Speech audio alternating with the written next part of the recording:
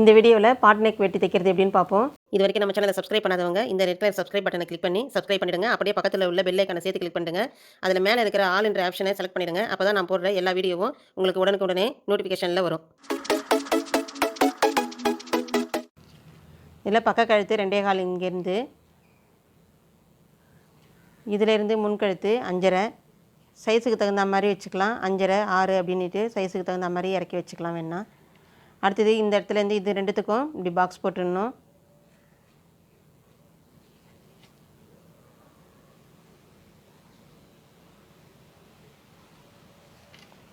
Box போட்டுட்டு இந்த இடத்துல இருந்து ஒரு 1/2 இன்ச்சு ஷோல்டர் ஜாயின் பண்ணுறதுக்காக விட்டுடணும். இந்த இடத்துல விட்டுட்டு இதிலேருந்து என்ன பண்ணுறீங்க, ஒரு 1/4 இன்ச் அளவுக்கு இந்த இடத்துல ஒரு பாயிண்ட் வச்சுக்கணும். வச்சுட்டு லைட்டாக இப்படி உள்பக்கமாக அப்படி எடுத்து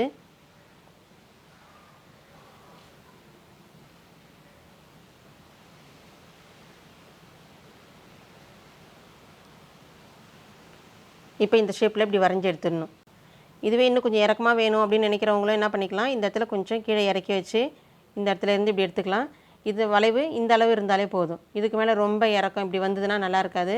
லைட்டாக இந்த அளவு இப்படி கொண்டு வந்துட்டு இந்த இறக்கத்தை மட்டும் நம்ம இந்த இடத்துல கீழே இறக்கிட்டோம்னா அப்போ இந்த வளைவு மட்டும் கொஞ்சம் கீழே இறங்கி இப்படி வரும்.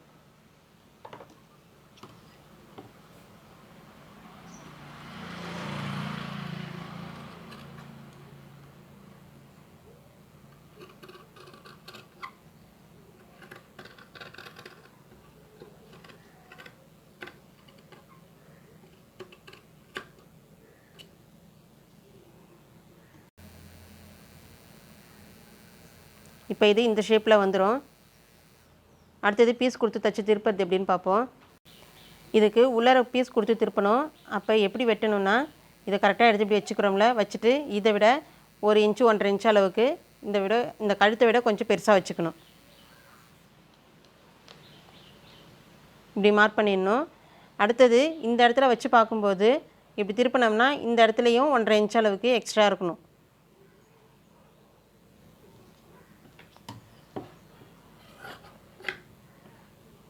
இப்போ இந்த மாதிரி 2 பீஸ் கட் பண்ணியிருக்கிறேன்.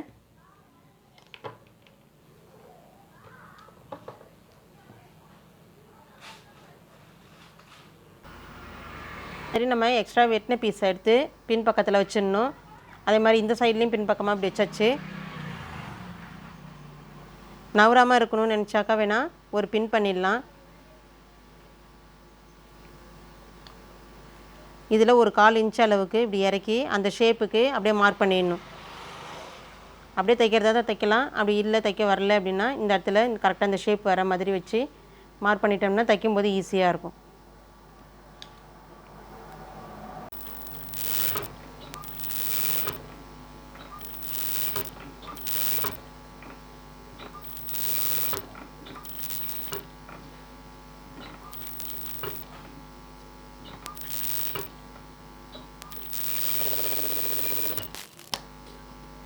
இப்போ இந்த சைடு தைச்சிச்சு, அதே மாதிரியே இந்த சைடும் தைச்சிடணும்.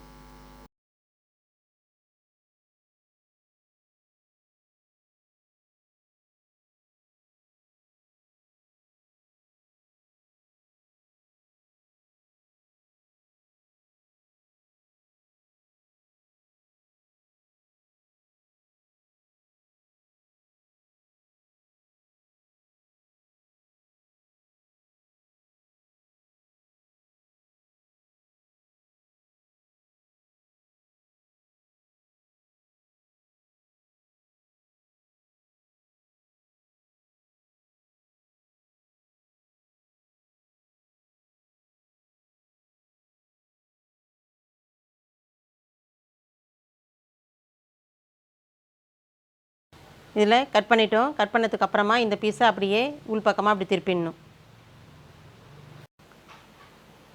தைச்சிட்டு கட் பண்ணிட்டு நம்ம திருப்பினதுக்கு அப்புறமா ஃபினிஷிங் நமக்கு கரெக்டாக இதே மாதிரி வரணும், சுருக்கம் இல்லாமல். அப்படி திருப்பும்போது சுருக்கம் வந்தது அப்படின்னா இந்த இடத்துல கட் பண்ணது சரியில்லாமல் இருந்தால் தான் இங்கே சுருக்கம் வரும். அப்போ என்ன பண்ணணும், கொஞ்சோண்டு எடுத்துகிட்டு தையலில் படாத அளவுக்கு இந்த இடத்துல கொஞ்சம் கட் பண்ணி விட்டோம்னா கரெக்டாக வந்துடும் சுருக்கம் இல்லாமல்.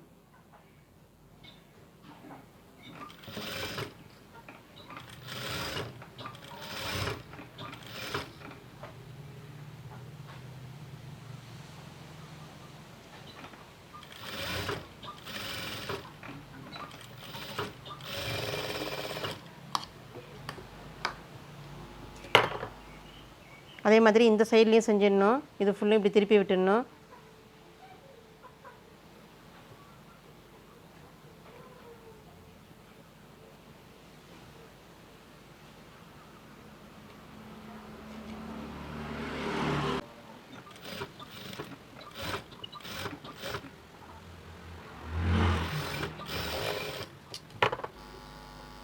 இப்போ தச்சு ஃபுல்லாக ஃபினிஷ் பண்ணதுக்கப்புறமா இந்த ஷேப்பில் இருக்கும்.